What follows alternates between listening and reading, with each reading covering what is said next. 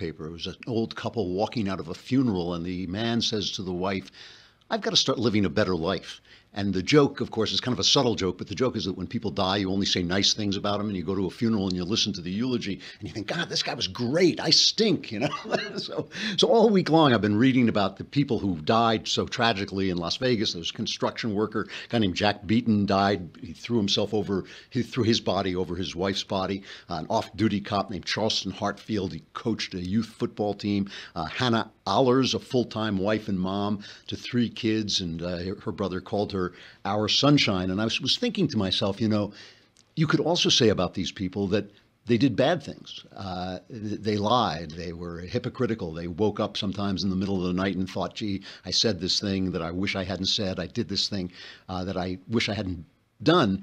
And the way I know that about them is because that's true of every single person on earth. You know, St. Paul said, what I want to do, I don't do, and what I hate, I do. We are all in that battle. St. Paul also said, we're not in a battle with flesh and blood, but we're dealing with rulers and authorities and cosmic powers over this present darkness. We're fighting the spiritual forces of evil in the heavenly places. And as you know, I don't like the word evil because sometimes we use it to obliterate our opponent. We don't have to argue with somebody if he's evil, but if you look at it from another way, it actually makes you more sympathetic with people when you realize we're all in the same battle with the same power of darkness that is very real and very true, and that nobody actually wants to talk about it. So we're going to talk about it today, and we're going to talk about some of the ways that the heroes of Las Vegas dealt with it and what they have to say to us. Mona Charen, the great Mona Charen, a terrific columnist, is going to be on to speak with us.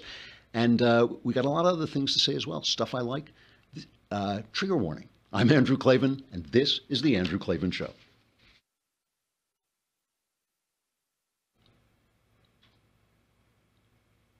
It is hard to believe that the Klavanless weekend is back again. And I got to say, it's just one piece of advice. Run for your life. Don't go out.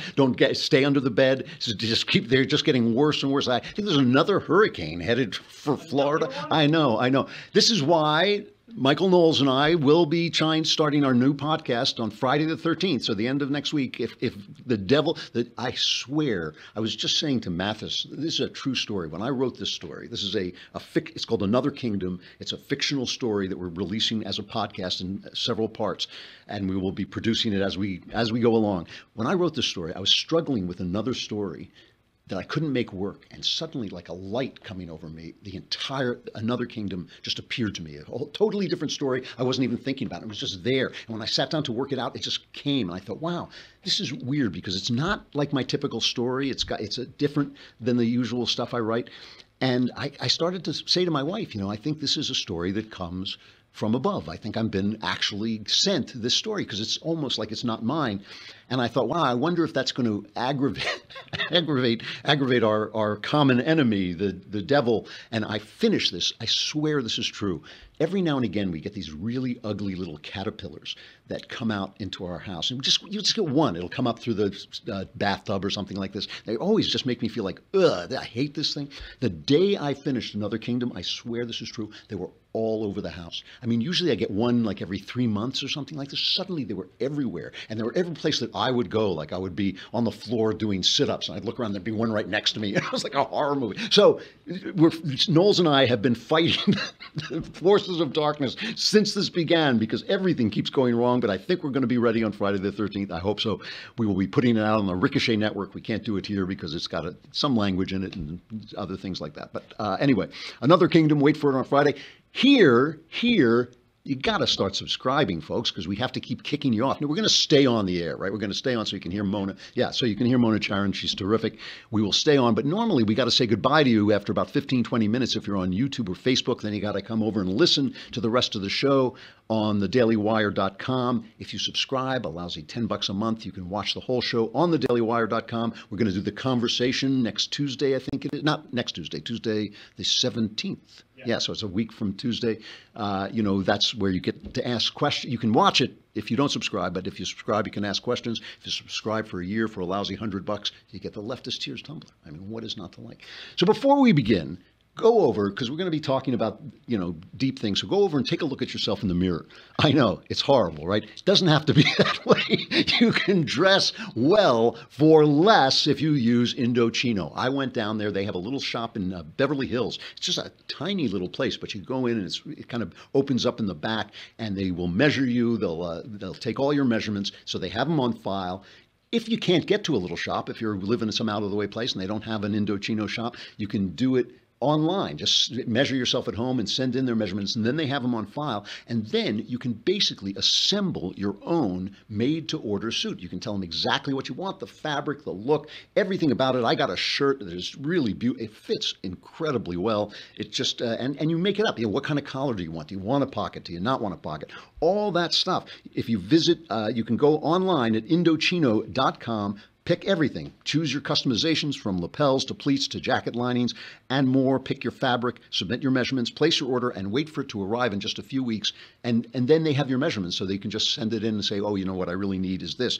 This week, my listeners can get any premium Indochino suit for just $379, which is half of what a suit like that would cost you anywhere else. Indochino.com. Go to Indochino.com and enter Klavan. What? It's Klavan. Klavan. You enter. There you go. It's 50% off the regular price for a made-to-measure premium suit, and the shipping is free. Good deal. Indochino.com. Promo code Klavan for any premium suit for just $379 and free shipping. That's a suit that will fit you better than anything off the rack ever could. Now you can stop looking in the mirror and sobbing quietly to yourself. So, as those of you who listen regularly or watch regularly know, I'm a sexist.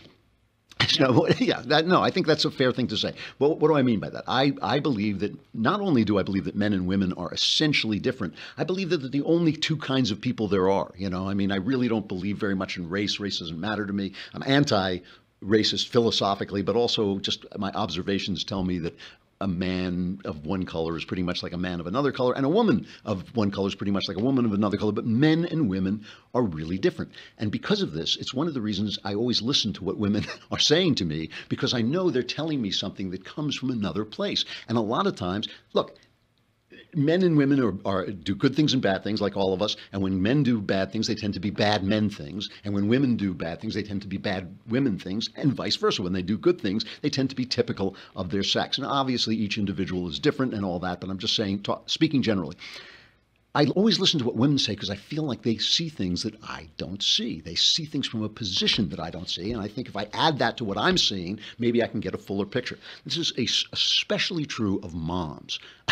And people, we're not allowed to say these things anymore, but it is true. When I am listening to commentators on the news, and I know that I'm listening to a mom, I sometimes hear them say things, and I think like, nobody else is talking about this. And the reason I'm saying this is last night I'm watching Special Report, the Bret Baier Show, which is my favorite, the only TV news show I think is any good, really. It's really the one thing where they give you a pretty fair, as Fox would say, fair and balanced report. And they have this panel at the end where they have different people come on and commentate. And Molly Hemingway is on. And Molly Hemingway has been on this show a couple of times, and I love her to death.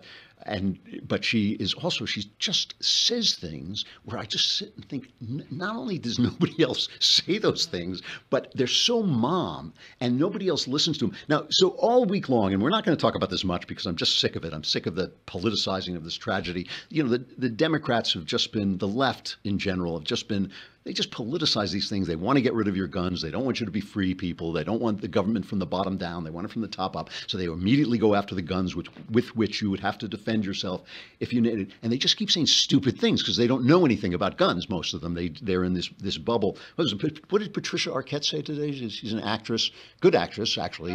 She said, you may have the right to have a gun, but you don't have the right to shoot somebody because you're mad. Well, I agree. I think so. We're on the same page. That is absolutely right. But Tim Kaine, that's not a stupid thing to say. That's actually true. Yeah. But Tim Kaine, who, as you remember, was running for the vice presidency, right? This guy wanted to be your vice president. Here is what he said about, remember Hillary Clinton was saying, oh, now they're pushing silencers, because there was a bill to make silencers easier to get because they protect your ears. They're not really silencers, they're suppressors. They bring the sound down a little. But you can hear, I mean, a machine gun's like a jackhammer. You will hear it. So here's Tim Kaine talking like an absolute idiot, right?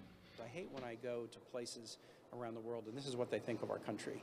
They think of our country as the place where these massive tragedies occur, and we do nothing, absolutely nothing.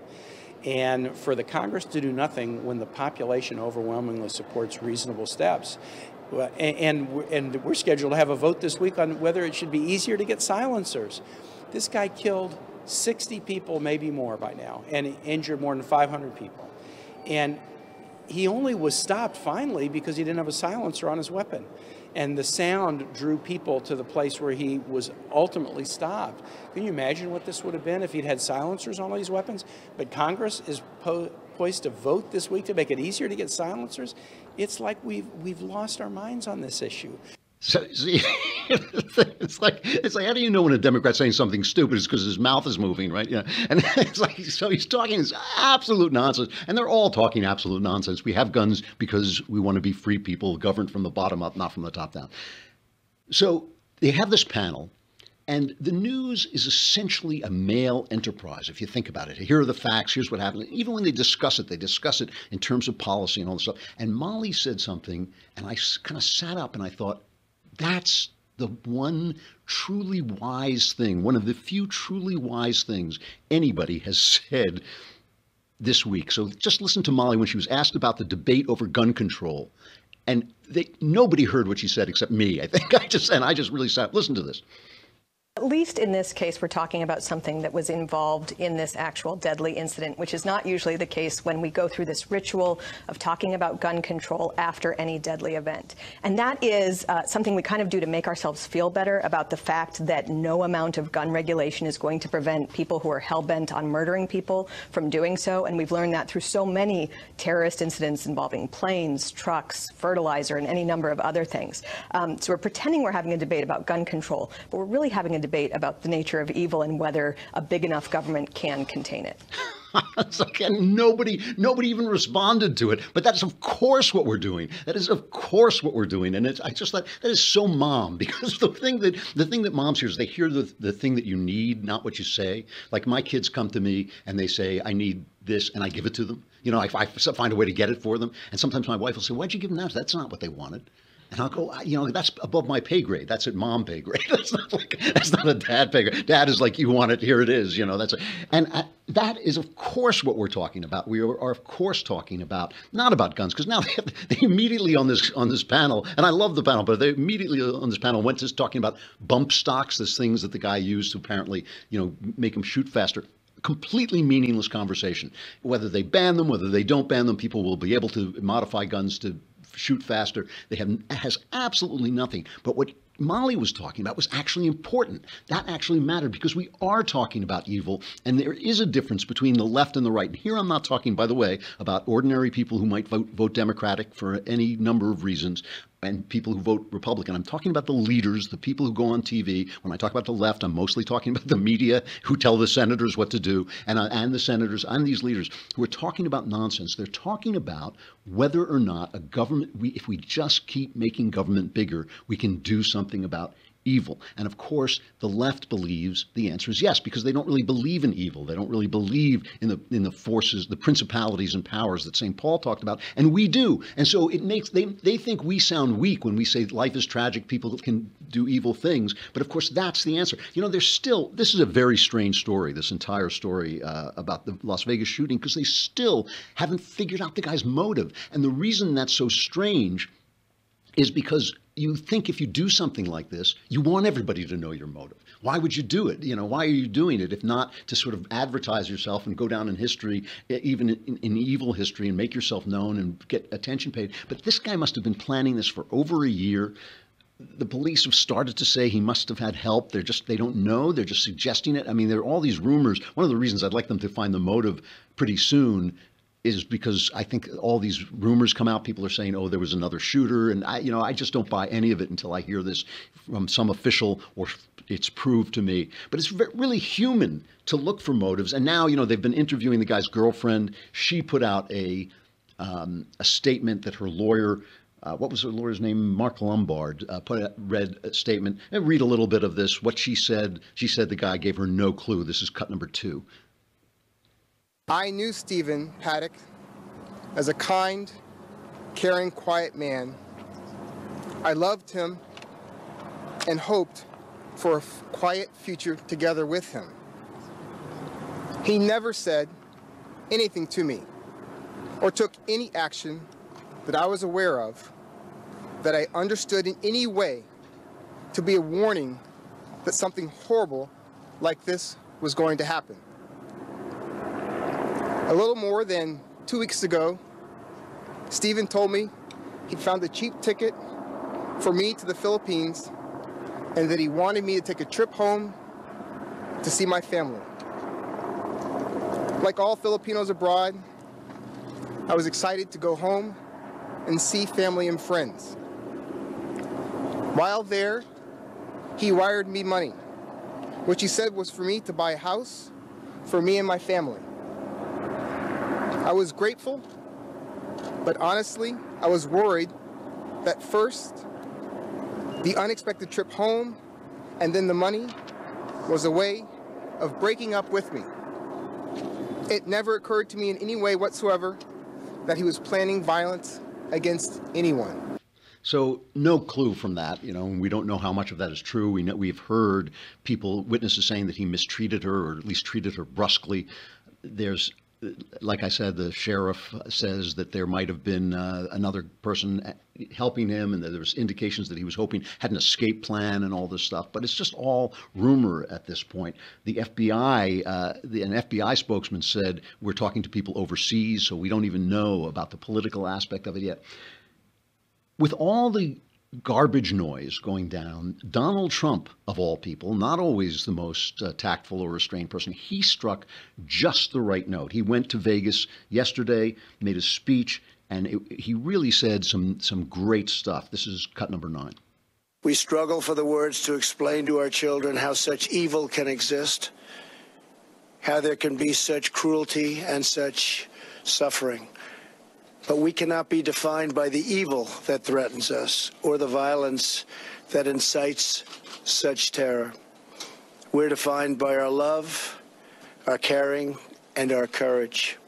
In the darkest moments, what shines most brightly is the goodness that thrives in the hearts of our people.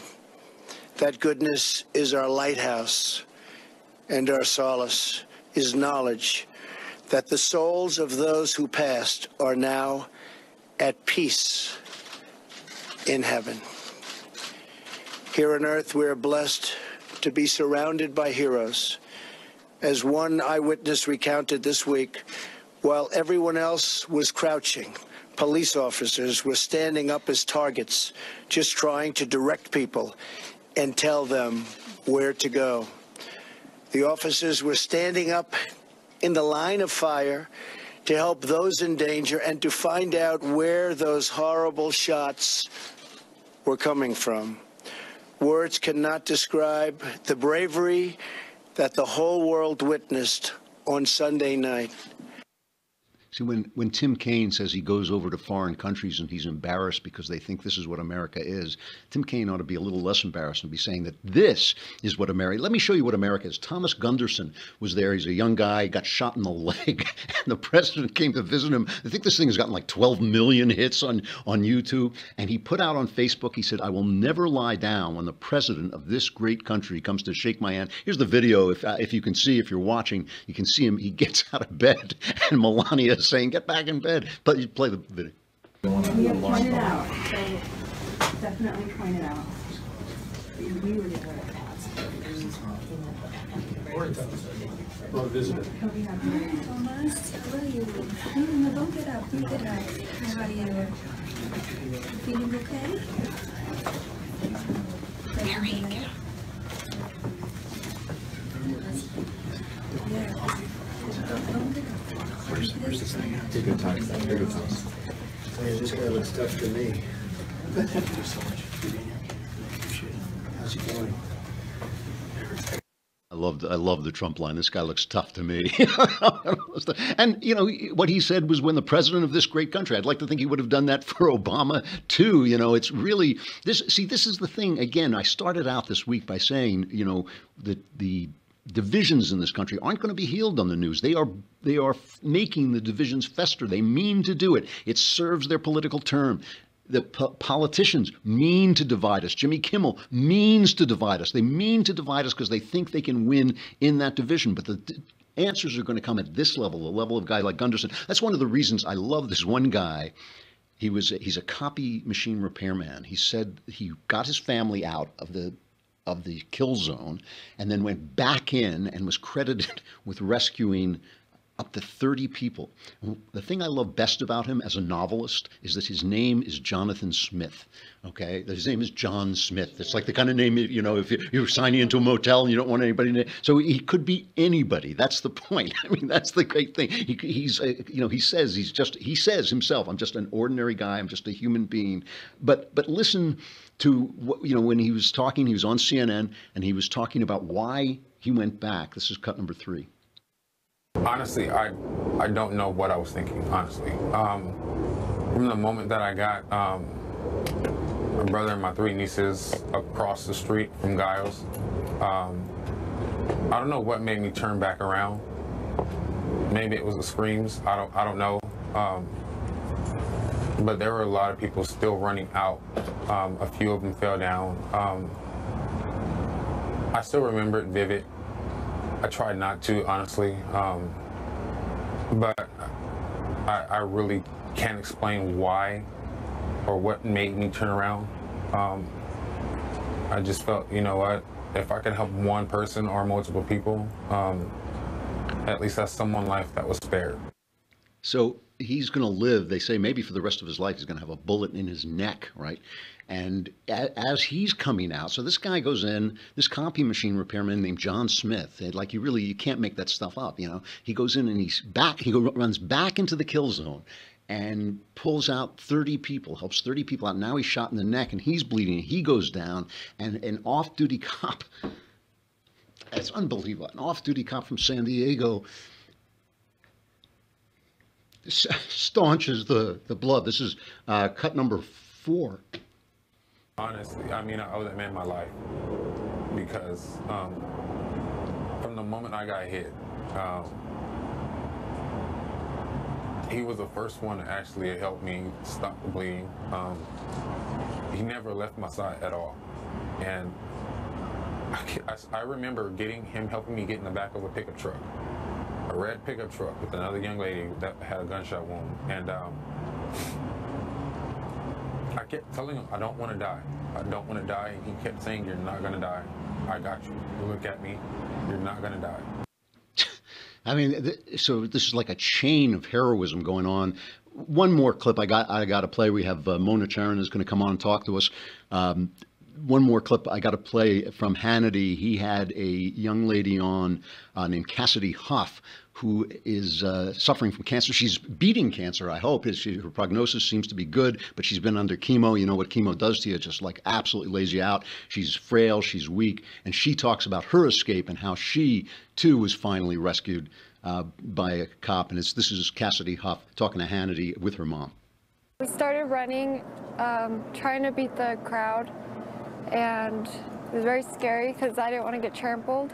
Because I'm so Hi, weak. Mona. Could we have you tilt your camera down just a little bit? My so mom lifted me up through like some type of pretzel stand or something. Thank you so much. And then we ran from there, but it was like a bad dream where you want to run so fast, but you can't because my legs just wouldn't let me. Yeah. So that was frustrating. You're still recovering. I mean, you've been through a very tough treatment. And I know people at home will want to know, you do have a pretty good prognosis right now. Yes. And so far, scans are clean. Yes. Mom, a bunch of people came over to your daughter. I'm calling you Mom. Kelly, I'm sorry. That's fine. But you're Mom's a nice title. Off-duty police officers. It's tough to carry a kid. Tell us what they did for your daughter. Well, as soon as we had crossed the street initially, she basically collapsed behind a car and just couldn't go. And before I could think about what to do, an LAPD officer just scooped her up and said, keep running. And his girlfriend grabbed my hand, and we continued to run and take cover behind another dumpster.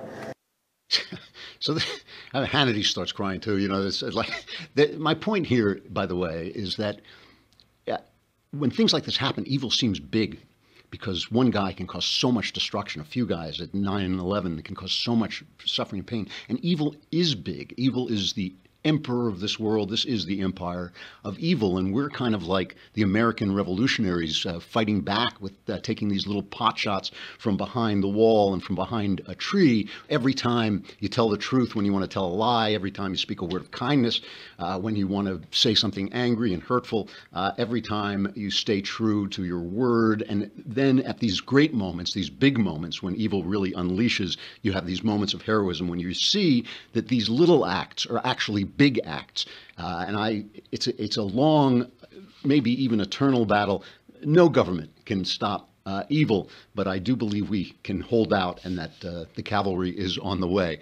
And Mona Charen is here. Mona Charen is a syndicated columnist and a political analyst, really one of the smartest observers of politics around. She lives in the Washington, D.C. area, is a senior fellow at the Ethics and Public Policy Institute, and has a podcast called Need to Know. You have a new book, don't you, Mona? Is it coming out? Yes, Hi, Drew. First of all, it's so great to see you. It's great to see you, too. You look terrific. Thank you. Likewise. So, yeah, I have this book, but the frustrating part is that whereas we live in an era when things happen instantaneously, book publishing is still on the 19th century schedule. So it doesn't come out until June. Okay. It's very frustrating. Well, good. We'll get to see you again in June. But it is hilarious that you could press a button and publish your book pretty nicely, actually. I mean, we have a guy here, Michael Knowles, who published a blank book and made $250,000. So Ben Shapiro. I said to Ben Shapiro, now we know what we're doing wrong. We're putting words in our books, you know. But anyway, we'll have you back in June to talk about your book. All week long, I've been talking about this. I have to ask you a little bit about this. I've been so struck by the comparison between the meanness of the press and the pettiness of our political debate and the immensity of the heroism and decency of the people out there. We don't know what politics they had. We don't know the guys that when they went in and rescued people, we don't know who was a Democrat, who was a Republican. It seems like the country is operating at a higher level than our spokespeople. Well, that is a very, very valid observation on your part. Let me say something a little bit about masculinity, because whenever we have one of these horrific situations, whether it's the shooting in the Aurora movie theater or in Newtown or on that French train, again and again, what you see, and here in Las Vegas, there were men who leaped forward to throw their bodies on their wives, their girlfriends, even sometimes total strangers. Women jumped in front of their children. People did these things in a split second. You have no time to think, is this the best move for me? You know, it's like it comes from the deepest part of who they are, that they're going to be self-sacrificing for another. And the reason I mention about the men is that we're living in an era when masculinity is being called toxic, when we're constantly told about how bad men are, and men can be bad. Nobody, needs to tell you that that's, of course, in the nature of the human beast. But there's also something unbelievably noble and self-sacrificing about men in particular. They rush to defend women. They rush to sacrifice themselves this way. It's very moving, and it's the best of what it means to be a human. And we shouldn't lose sight of that. I know that we're going to talk about the college campus situation and the rape and so forth. And there's definitely men who are behaving badly, and there always will be. But I worry that this tendency in our society to pathologize masculinity in general is very it's unfair and it's very destructive. You know, that is such a great point, and it really. I opened the show by talking about the fact that I'm always particularly attentive when I hear commentators on politics who are moms. And I know you are a mom, and I was talking about Molly Hemingway earlier, and the way they say things that come out of, for me, come out of the blue. It really is as if, though it goes back to my point, that normal people, everyday people who live with members of the opposite sex, learn this great respect and love for the differences between us, while at the top level, in the level of public talk, there's all this battle going on that really is, right. It's different than our ordinary lives. It's different than the lives we live. Right, although it does have a corroding effect. It filters down. And there's a lot of unhappiness out there between men and women. And it's sad because a certain minimum amount, I suppose, is inevitable. But I think we have way more than we really need to. And that's partly because so many of our young people are being fed an ideology that says that men are oppressors and women are oppressed, and vice versa. I mean, there's a certain amount of misogyny that is now very fashionable in public discourse. And I've never been a feminist, but I am an anti-misogynist. Yes, well, so am I. I'm an anti-feminist and an anti-misogynist, actually. Right, yeah. Well, you wrote this really interesting piece. I mean, recently the Secretary of Education, whose name it's DeVos, Betty DeVos, yeah. Betsy. Yeah. She withdrew the Obama-era Dear Colleague letter that essentially demanded that colleges give a higher rate of belief, give more belief based. It basically stripped guys who were charged with rape on college campuses. It stripped them of their rights to a fair trial and basically put all of the credibility on the accuser and none on the guy who's charged. But you wrote a piece earlier saying both the right and the left do not get this issue, the issue of campus rape. Now, why did you say that? This kind of feeds into what you were just talking about. Right. So there's on the left, what you have is kind of the hair on fire anti-rape activists, who say that there is an epidemic of rape, that it's either 1 in 4 or 1 in 5 women are being raped on college campuses, which, if it were true, would be a rate higher than, in Chad or, like really dangerous parts of the globe. Right. Okay. It's exaggerated. On the other hand, there is a tendency, and this is what I find so frustrating about the right, is that whereas they used to recognize that when you drop all sexual standards and when you say anything goes, women are going to get hurt and men are going to be encouraged to behave like louts. Most conservatives used to think that and used to say it and used to say that it's, that men have to be taught to be gentlemen. They have to learn that there are certain things you cannot do. And one of them is if a woman is drunk, you don't take advantage of her, right? And there is a lot of that. There's a ton of it. I've talked to a lot of kids, the research for my book, and I've talked to kids who are religious, serious Christians and Catholics, and they all report that they know somebody who was raped, they were raped themselves, they are highly aware of this problem. And it's a mistake, I think, for the right to say, oh, it's just a bunch of hysterical feminists complaining, because what really happened was the sexual revolution left women so vulnerable. The feminists don't want to recognize that, but the right doesn't really grapple with it anymore either. The right's just saying, oh, shut up and enjoy yourself. No, wait. Do you feel that? Because, I mean, the thing that always got me about the feminists is they basically said women are the same as men and they should be able to enjoy sexuality the same way men do. And I thought, like, why? I mean, why? If there's anything different between us, and I think there's a lot that's different between us spiritually as well as physically, but if there's anything different between us, it's the way we have sex. So why shouldn't women's experience be different than men's? But go back to this thing about the right. What are you now hearing from the right that makes you feel that this is a lost battle? I mean, yeah. Okay, so there is this understandable. Okay, there's an understandable focus on the men who've been mistreated and railroaded in these kangaroo courts. That's fair enough. Okay, but then there's a tone that creeps into the commentary of a failure to draw some moral lines and say, look, they're not all cases of just regretted sex. I mean, there are really horrible cases out there of guys who've committed real rapes or who have committed at least something that should be called sexual assault. And you don't see conservatives writing articles about those cases. They let the left handle that. And this one young woman that I was reading who had written to Bret Stephens, fellow columnist, New York Times, I'm not the New York Times, he's at the New York Times. She wrote, why have conservatives ceded the issue of rape to the left?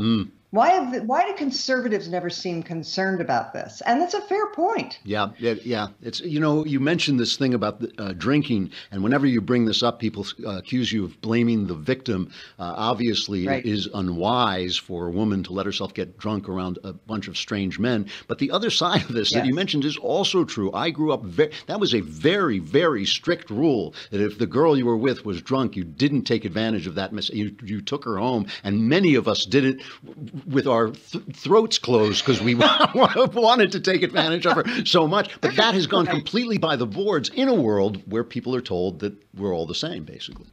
That we're all the same and that it's just a fun thing and it's not any more serious for a woman than it is for a man. And it's led to terrible, terrible consequences. So what my book is about is trying to clear away the mess and sort of get back to the basics. I mean, you were saying earlier about sexual behavior between men and women experiencing sex differently, and why is it that women don't get credit for their own experience? The feminists would argue with us, but I say it took thousands of years of civilizational progress to get to the point where women said to men, you have to subordinate your natural sexuality to our natural sexuality. Right. You have to do it our way, which is be faithful to one person, stick with me, be a good father to your children, don't cat around. And eventually civilization got to the point where that became the standard. And we threw that away. Yeah, I know. It is amazing to me how often progressivism is regressive into the past, into the things we knew already are wrong. We've done them already. Yes, exactly. We've been there. Exactly. So let's talk a little bit. I don't have much more time, but I want to talk just a little bit about Donald Trump, because you were very opposed to Donald Trump, and you've remained, as I read your stuff, very opposed to him. I have kind of made a separate piece. I mean, I have this problem with his manners. I have a problem with the way he talks sometimes and the way he treats people around him. But I can't help but notice that he is a voice for people who have no voice. He is a voice for all these people, all these comedians on late night. Every single one of them has the exact same political point of view. Every actor and actress who stands up and accepts an award, same political point of view. The news people, all same political point of view. They're all giving aid and comfort to the Democrats. And of course, the Democrats all have the same political point of view. Donald Trump, in being kind of a bully and a loudmouth, has kind of given a voice to all these people who've been cut out. Am I just being a Pollyanna here? That's you, Drew Klavan, Pollyanna. That's what everyone says. Yeah, okay. Maybe that was not the right term. But I mean, have you no sympathy for him at all? Yeah. No. No. I think no. He lives down to every rotten stereotype about closed-minded, stupid conservatives, and he puts his foot in his mouth every day, and he's cruel to people, including his attorney general, as I think you were kind of alluding to. Or it doesn't matter how long you're loyally you've served him; he'll kick you in the teeth if he's in a bad mood. So no, I don't have any sympathy for him. I of course have sympathy for people who voted for him because they were faced with a terrible choice. But that is in the general election. I don't have sympathy for those who voted for him in the primary. I think that was we had lots of qualified candidates. That was not a good thing, Republicans.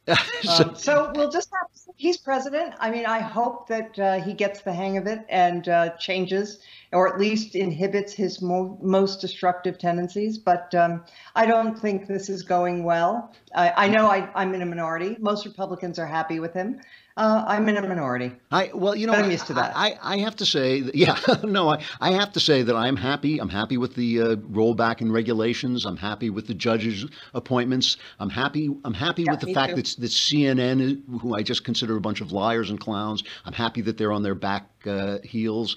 Even though I understand that Trump is no great lover of truth and beauty, but it is nice to have somebody slap these guys around because they so deserve it. I mean, the news media so deserve it. But, you know, I got to say, you're taking an ethical stance, and I have to approve that. Where can people hear your Need to Know podcast?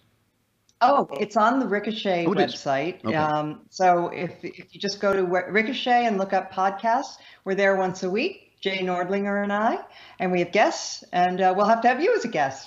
Please, I would be happy. I would be happy to come on. Mona Charen, syndicated columnist, a really terrific political observer. It's great to see you, and come back on when your book comes out. Likewise, it's great to see you too. Thank you so much. I'll talk to you soon. Right, bye. Bye. She's great. I just love her. Yeah, she's really, really, really smart. All right, let's. I think we're coming to the end. We're coming to that Klavan. It's like a train, isn't it? It's like just a train barreling toward us, like a disaster. Stuff I like. We got to go into stuff I like. I can't see the stuff I like thing. Oh, okay, sorry. Usually, that's my favorite part of the show. My favorite part of the show is a little figure of me with a flag running around, doing the can or whatever. All right, so. I want to talk a little bit about, it's October, so we're coming into Halloween. I want to talk about a little bit about this new horror that has been coming up. It's really been coming up for a couple of years now. Small indie horror without big special effects, sometimes a little mysterious, sometimes a little, raises doubts about what you're seeing, but that is being used to address social issues in a way that goes above politics, which is what art should do. Art should, I think a Democrat and a Republican should both be able to sit and watch a good work of art and turn to each other and say, I saw this, and that you saw different things, but you both acknowledge that you're talking about the same subject. So I think this really started. It's always hard to say where these things begin, but the first one that made me really sit up and take notice was It Follows in 2014. And It Follows was a really simple story about STDs, basically, right? It's about a monster who, if you sleep with somebody, it follows you and comes after you and destroys you. And so here is a guy, and you've got to pass it on to get rid of it. But even if you get rid of it, it can come back and get you after the other person, the person you gave it to, is destroyed. So it starts out with this guy who basically date rapes this girl and then tries to tell her, he ties her up so he can explain to her what is going to happen next. And here's that scene. This thing, it's gonna follow you.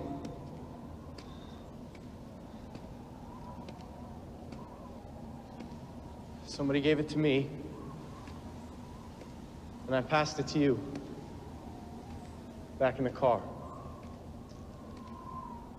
It could look like someone you know, or it could be a stranger in a crowd. Whatever helps it get close to you. It can look like anyone, but there's only one of it.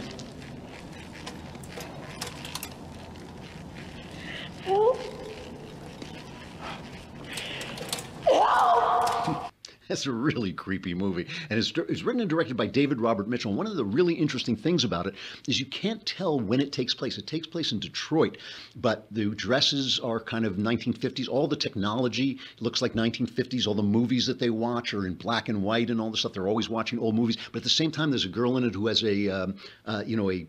it's a cell phone or some kind of wireless device. There are all kinds of reference. The way the sex takes place, the casual sex of it really is not from the 1950s. It's really from today. And so it takes place kind of at all time. And Detroit is just a sort of setting of decay that's around it all. And so if you're a conservative, you're sitting there and looking and say, yeah, if we'd only not abandoned if we'd not had the sexual revolution. But if you're, in Detroit, that's the problem of Democrats and all this. But leftists could look at it another way. The point is he's kind of isolating this thing, this absolute plague of STDs that we're living through, I hope you're not living through it because you're living such a chaste and honest life. But, you know, that the country is living through. And he isolates it and elevates it to the level of an anxiety and of art. That was also true of the film Get Out, which came out it's this year. It actually came out earlier this year, which was by Jordan Peele of Key and Peele, two of the funniest people around. I was really sorry when they broke up. But this is about a black guy with a white girlfriend who's invited back to her parents' house to meet the rents, basically, and it turns into a nightmare because every black person he meets there is weirdly zombie-like, and then on occasion sort of breaks through. So here is this guy, he's acting like the waspiest guy imaginable. He's wearing the straw hat. He looks like a 60-year-old silver-haired wasp gangster, except he's a black guy. And he starts talking about the black experience. And then if you can't see it, the hero takes a picture of him and the flash kind of wakes him up for a minute. I find that the African-American experience for me has been, for the most part, very good. Although I find it difficult to go into detail as I haven't had much desire to leave the house in a while. We've become such homebodies. Yes. But even when you go into the city, I've just had no interest. The chores have become my sanctuary.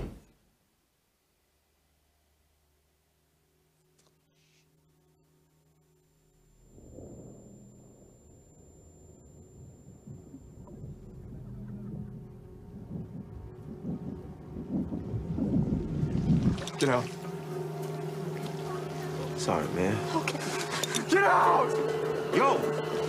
Chill, man. Get out! Chill, man! We gotta chill! Get out of here!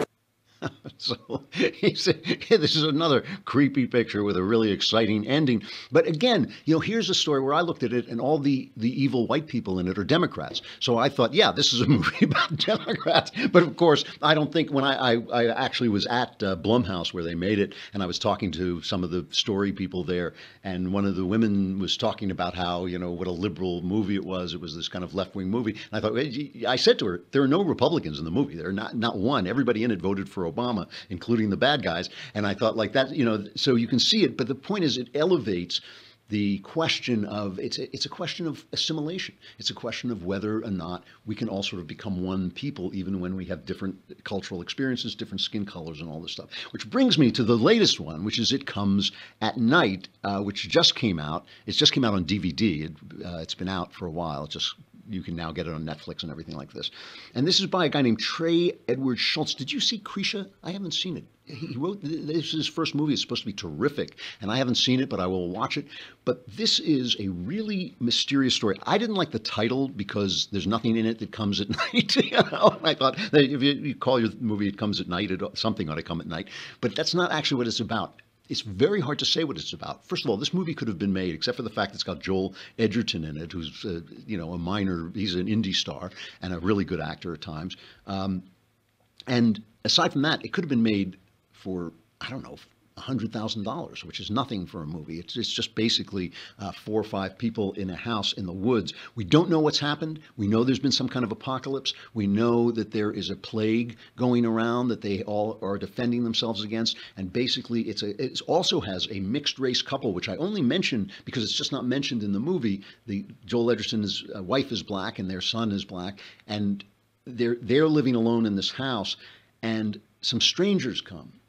Some strangers who seem like decent people, a man, a woman, and a child, and they need water and they need food and they need shelter, and so they take them in. And the problems that arise are not problems of good versus evil. They're problems of self-interest. So this is the scene where, you know, they're just getting to know the guy of this family, and he seems like a really good guy, and Joel Edgerton talks to his son about him and just gives him a warning. All right. Here. I'll take this pile down. That's cool. Huh? Yeah, sure. Thanks, Will. No problem.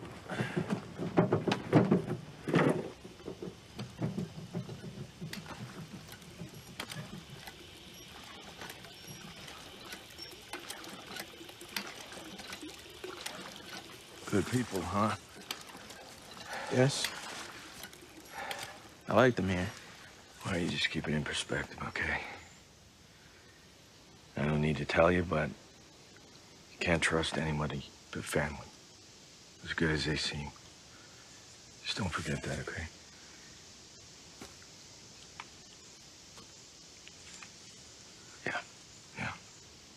So, you know, this is, and it's wonderful that the problems that come up are so basic. They're not horror movie problems.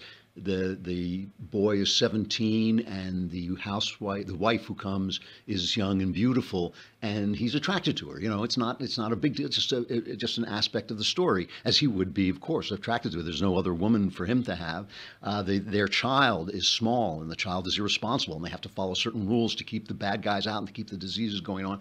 It's very mysterious. If you go on Rotten Tomatoes, it got high marks from critics but low marks from people. Ordinary people kind of watched it and said, you know, what's going on here? Where's the monster? What's going on? But this is part of this new horror thing. And what I think it's talking about is it's talking about this kind of global world we're in where we feel a certain amount of xenophobia, of fear of foreigners. But some of that fear is legitimate. You know, some of the people who just openly welcome some of the large influx of Muslims into Europe are now saying, oh, wow, this is really bad. Our women are being attacked. We can't train these people out of their cultural habits that are bad for the West.